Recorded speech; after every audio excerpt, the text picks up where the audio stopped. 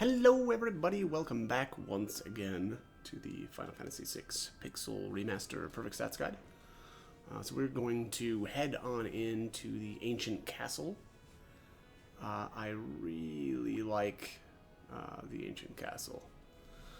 Master Scroll comes to mind, although, honestly, these days, not as wild about it. I think, I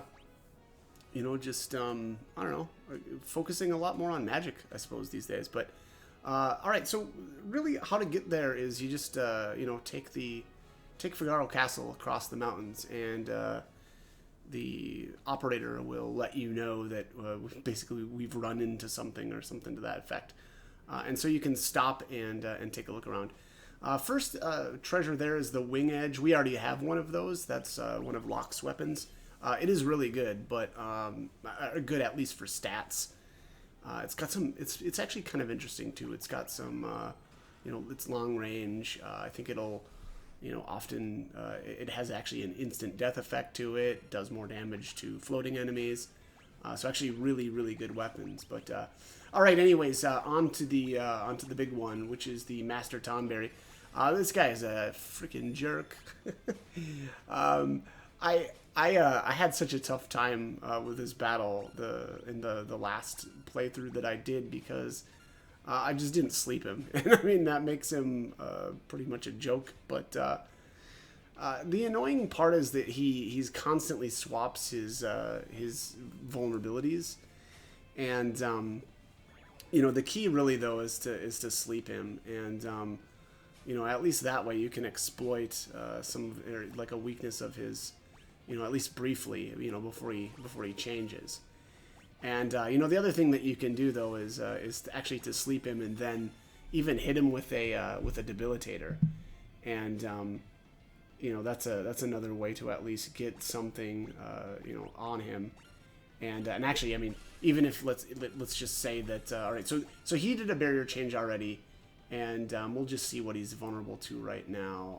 Fire, right? I mean that's perfect. I mean, honestly, we've got plenty of opportunities to hit him with some fire spells here. So unfortunately, it would be oftentimes with the barrier change, he'll end up with like a vulnerability to wind or whatever earth or something that we just don't really have a good way to deal with, and you can kind of force him into again changing. Wow. Sort of, right? With debilitator, we could just, well, I suppose it's more that we're adding to that.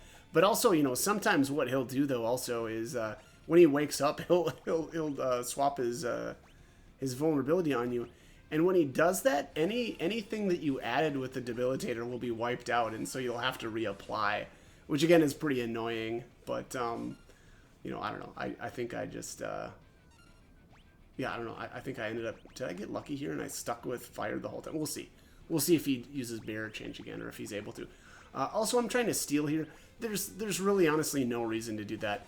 I think he's got an elixir as a basic item, and then a mega elixir as a rare.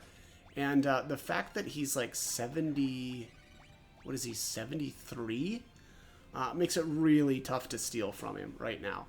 I could have come back later, I suppose, as well, but I just, I wasn't, I didn't want to do that. So I guess at least, I did grab the elixir from him, and I guess that's something, but, I don't know. Again, I would say don't worry about it too much. Again, there's better ways to get elixirs and mega elixirs. Let me just see here. He absorbs water, which is pretty typical. He's kind of like an imp, right? The imps seem to always absorb water. Vulnerable to darkness, poison, image, sleep, and slow. Yeah, I should have slapped a slow on him too if I didn't do that already. But anyways, at least then you've got a little bit more opportunity also from. That's the great thing about sleep is you can always tell when he wakes up, right? Because that little animal thing pops up in front of his face, and that it just tips you off that, oh, okay, yeah, time to reapply, and that'll make it so that he doesn't run amok and swap his barrier change or change his elemental weakness on you.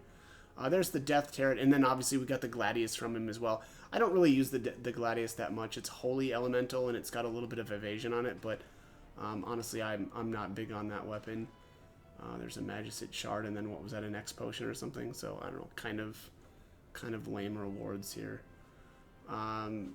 Yeah, there's the save point there. I don't know, I just passed that up because quick saves make it so that, you know, we don't really need to worry about it that much, but all right, so here is the ancient castle, and I like this.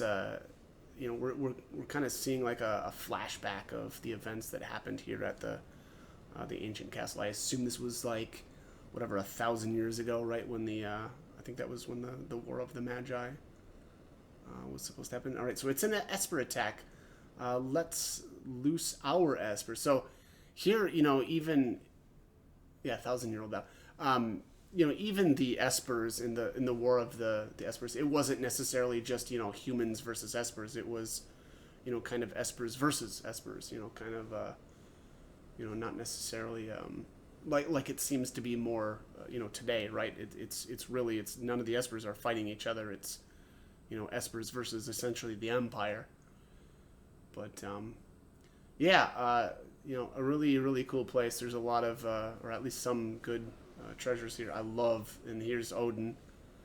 You know, there's the old Zantetsuken ability, which is, you know, still funny. I don't think I've summoned him a single time yet, but and I'm at the end of the game. Here, you know, Odin does battle with this. I don't know what this is, guys. Just a mage, I suppose.